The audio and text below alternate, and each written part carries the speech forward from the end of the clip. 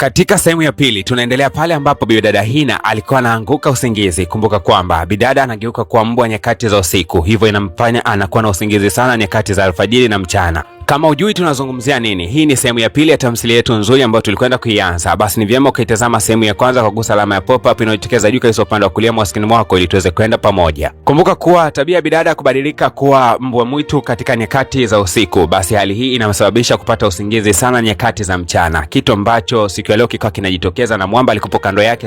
Kiufupi ni kwamba bidada baada ya kuweza kuonekana katika hali hii, Mwamba naye akawa amekumbuka tukio lake la zamani sana. Akakumbuka kuwa nyakati za ujana wake alikuwa akionewa sana na alikuwa akitishiwa mbwa, na hiyo ni siri yake kubwa kwamba anaogopa sana mbwa. Lakini pia naye bidada ana siri yake ya kwamba yeye huwa anabadilika kuwa mbwa mwitu nyakati za usiku. Kwa hiyo hawa wote wawili kila mtu ana siri yake na hakuna aliyeweka siri yake wazi kwamba huyu anaogopa sana mbwa na huyu mwingine hakuweka siri yake wazi kwamba yeye huwa anabadilika kuwa mbwa mwitu nyakati za usiku. Ikabidi tu basi kufunga maongezi yao na hapo wakaanza kutawanyika. Lakini huku upande wa pili wale wanafunzi wa vuta bangi kule shuleni siku ya leo walikuwa wamemvizia mwamba mmoja anayefahamika kama Choi Jun, wakizania kwamba ni wengi watakwenda kumchakaza sana ujamaa wao. Lakini kumbe mwamba Choi Jun sio maharage ya mbea namna hiyo, aliwachakaza vibaya sana na mwisho wa siku wote wakawa wamekamatwa na kupelekwa polisi kwa kosa la kugombana. Ila huyu mwamba Choi Jun wazazi wake wako Australia. Ikabidi waweze kumpigia mwanadada Haina aweze kufika hapa kituo cha polisi kwa sababu yeye ndio mwalimu mlezi aliyeweza kukabidhiwa kwa wazazi wake. Ila katika harakati za bidada kuweza kumtetea, basi bwana mdogo ikabidi kujifanya anafoka sana. Wewe mpumbavu, unafanyaje makosa ya kupigana na wenzako? Tena siku nyingine ukirudia nakwambia sitokutolea zamana.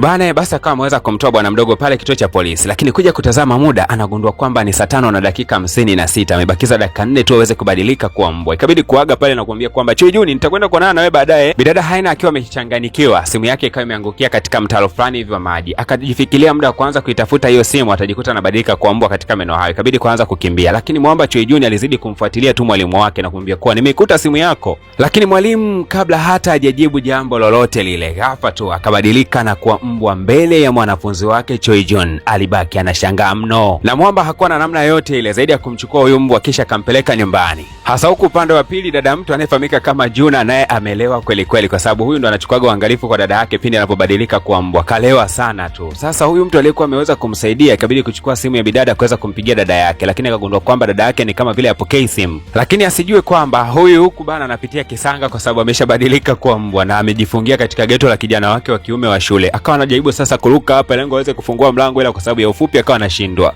Na bidada akiwa katika umbile la mbwa akawa amekata tamaa na moja kwa moja akapata usingizi. Asubuhi na mapema anaamka tu anasikia baadhi ya makelele hivi. Na kumbe alikuwa ni Mwamba Sowan. Akawa anaingia hapa ndani, alishangaa kwa na kwamba bidada yuko katika chumba cha mwanafunzi wake Choi Jun, alafu tena wako katika kitanda kimoja. Na kumbe bwana Mwamba huyu Sowan ndio mjomba wa huyu Choi Jun, wanaishi pamoja ndani ya hii nyumba na bidada alikuwa hajui kitu chochote kile. Na Mwamba Sowan kama mjomba mtu ikabidi kuanza kuuliza, wewe dogo umeshaanza mahusiano tena una date na walimu wako? Nyie kwa nini mna date nyie? Lakini bwana mdogo Choi Jun akataka kuanza kufunguka siri ya mwanadada kwamba alibadilika kuwa mbwa. Wakati anaendelea kufunguka hivi, kabla hata hajasema siri hiyo, bidada kama amemkatisha na kumwambia kwa acha bana, ngoja nimalize mimi mwenyewe. Jamaa alishangaa sana. Lakini mwalimu akaanza kusema kwamba anaenda kumchukua Choi Jun jana kituo cha polisi kwa sababu alikuwa amepigana na wenzake. Lakini alikuwa amelewa sana na mwenyewe nilikuwa nimelewa pia. Kwa hiyo nilipomchukua pale nikawa namrudisha nyumbani kwao hapa, nilipomlaza tu na mwenyewe nikajikuta nimelala.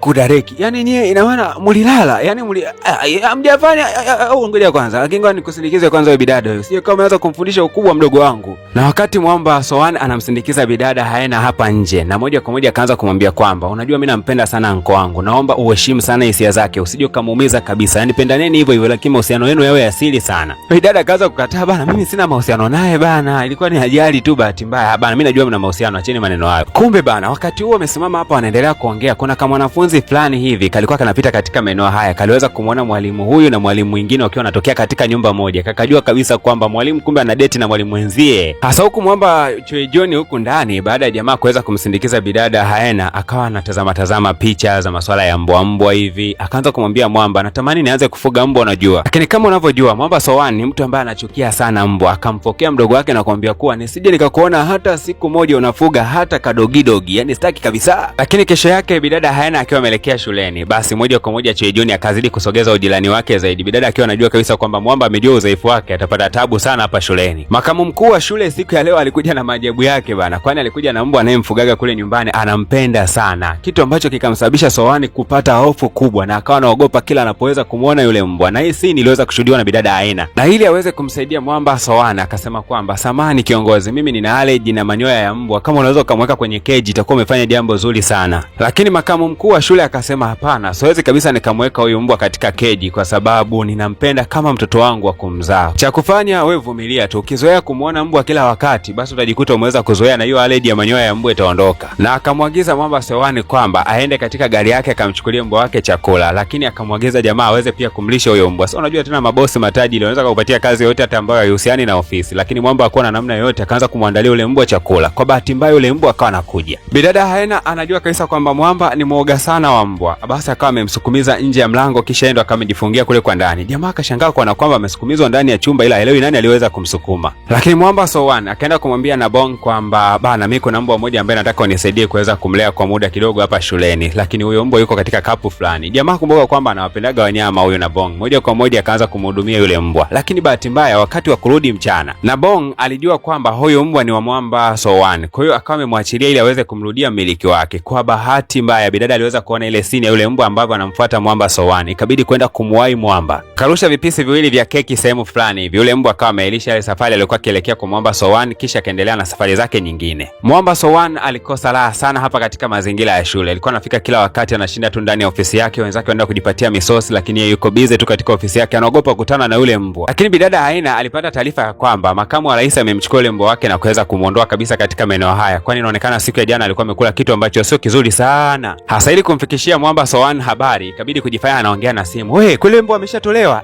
Jamani, Mungu mzuri jamani. Yule mbwa nilikuwa namuogopa ujue. Ni kweli kabisa, mwamba ikabidi kutoka pale na moja kwa moja akaelekea katika ofisi yake. Akacheki mara mbili akagundua kwamba mbwa hayupo. Angalau hapa jamaa sasa ndo akaanza hata kusikia njaa, akaanza kupata na msosi kwa sababu alikuwa na hofu kweli kweli yani. Hasa hii harufu ya chakula ilipenya, kumbe huyu mbwa bana yuko hapa. Bidada alikuwa anataka tu mwamba awe huru kutembea tembea. Kwa bahati mbaya, wakati huyu mbwa anazidi kutembea tembea, si aligusa nyaya fulani ya umeme ikasababisha kompyuta kuweza kuzima. Jamaa akawa anainama chini arekebishe waya, ndio anakuja kukutana jicho kwa jicho na mzee Dogi. Soan alichochora hapa ndani mpaka akapanda juu ya meza. Bidada alishtuka kwamba kule ofisini huenda mambo yamechafuka, huenda yule mbwa bana amerudi. Lakini mbaya zaidi walimu wenzake ndio akatangulia kuingia ndani ya ofisi. Akashangaa kumkuta mwamba yuko juu ya meza, akamuuliza, "Wewe unaogopa mbwa kiasi hicho?" Na mwamba akiwa hajui kabisa kitu cha kuweza kujibu. Bidada ndo Haena akawa anaingia hapo kwa haraka kisha kambeba yule mbwa na kusema kwamba, "Umeshamaliza kurekebisha hiyo ceiling board au bado?" Mwamba naye ikabidi kuzuga, "Nilikuwa narekebisha hapa lakini naona kana kwamba sasa hivi kidogo patakuwa pavuji, ila sasa nilikuwa natafuta ngazi nisamee kwa sababu nimekaa nimepanda hapa mezani." Basi bana, walimu wengine wakasema,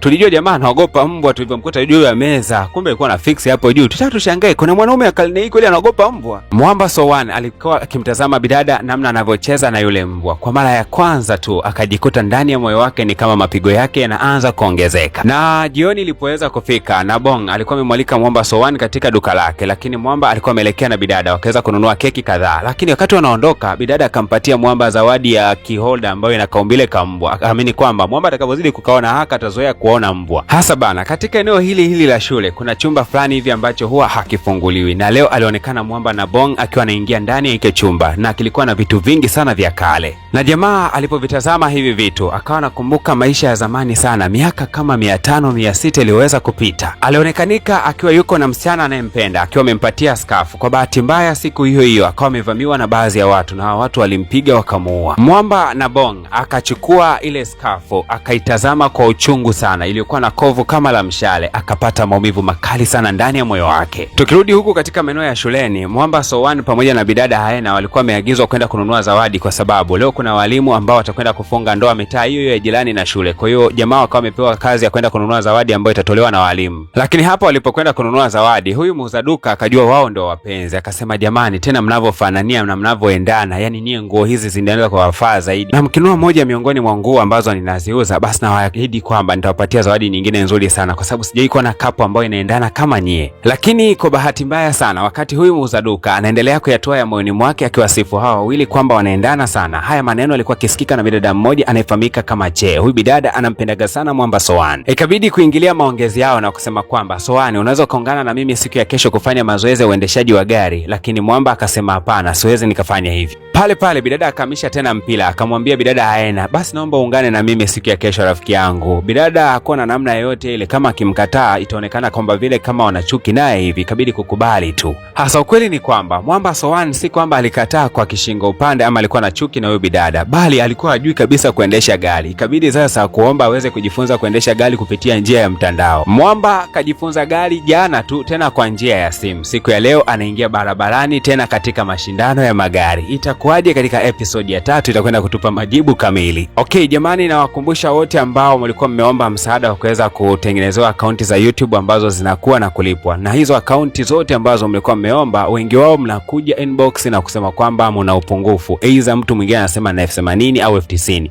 Na kuwakumbusha kwamba gharama ni moja tu na ni bei elekezi na iko katika ofa, ni shilingi 100,000 tu. Unapokuja inbox swala ni moja tu. Unakuja aidha ukiwa na YouTube yako channel, unasema kwamba una subscriber wangapi na unataka ikue mpaka kufikia level gani, lakini pia kama hauna kabisa channel unakuja na kueleza kitu kwamba nataka nifungue channel ya kulipwa moja kwa moja. Huduma zetu zote ikiwa ni kukuza, kukumalizia subscriber na masaa, huduma zetu zote gharama yake ni shilingi 100,000 kamili. Hakuna punguzo katika gharama hiyo kwa sababu ipo katika mpangilio wa ofa, kwa sababu sisi tunakusaidia kupata watazamaji lakini pia kupata subscriber wa kutosha. Na wakumbusha kwamba zoezi zima linafanyika ndani ya siku 3 pekee, ambapo utafikisha masaa zaidi ya 4,000, subscriber zaidi ya 1,000. Lakini pia tutakupa msaada wa kukagulia jina lako katika BRELA na kukuunganisha na TRA ili akaunti yako iweze kutambulika, lakini pia isikimbie kulipa mapato ya nchi kama kawaida. Mimi naitwa DJ Paul na hii ni PVP Media Max. Kwa yote yule mwenye changamoto ama ana shida na masuala ya YouTube, basi ni vyema kanicheki kupitia nambari yangu ya simu ya 0622113984 kama unavyoweza kuiona chini ya screen yako.